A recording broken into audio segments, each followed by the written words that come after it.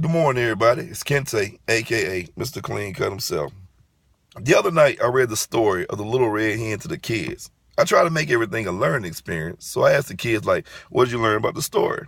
Now, my daughter, who's beautiful and brilliant, just like her dad, she said, Daddy, I learned that you should never share with anybody who doesn't help you work. I said, very good, baby. It says it in the Bible. If a man don't work, a man don't eat. Now, my son, he takes a little bit more after his mom. Very abstract with his thinking. So I said, Junior, what did you learn about the story? He said, you can grow your own bread. And I'm like, wow, there are a million lessons you could have got out of this story. And you talking about growing your own bread. But being a good dad I am and being encouraging as I am, I said, good job, son. Good night. Love you. See you in the morning.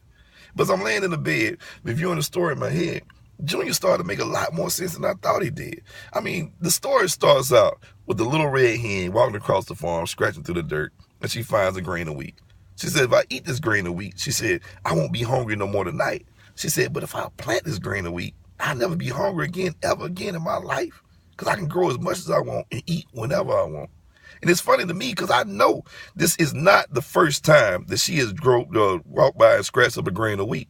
And I know even funnier that the rest of the animals that wouldn't help her work, they didn't walk past the same grain of wheat too.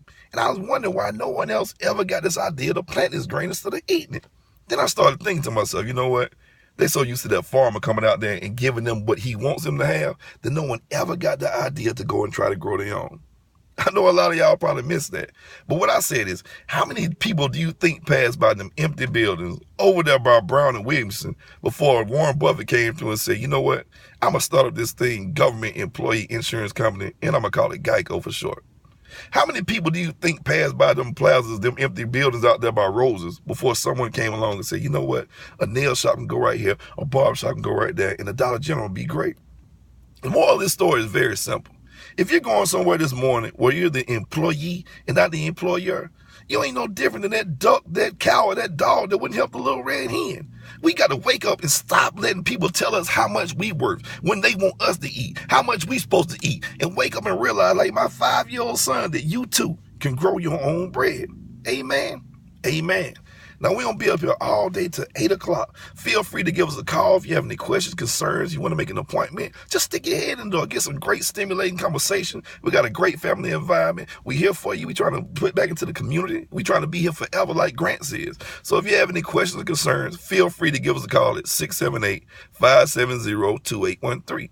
That is 678-570-2813. And by the way, we are hiring for barbers. So any barbers that need that have a certain level of maturity, reliable transportation, a phone. I mean, it's sad that you got to say all this stuff that you do with a reliable phone number and a Facebook page. Tell them to give me a call. We'll change his life. Barber saved my life. I'm trying to do it for somebody else. Tell them to give me a call at 678-570-2813.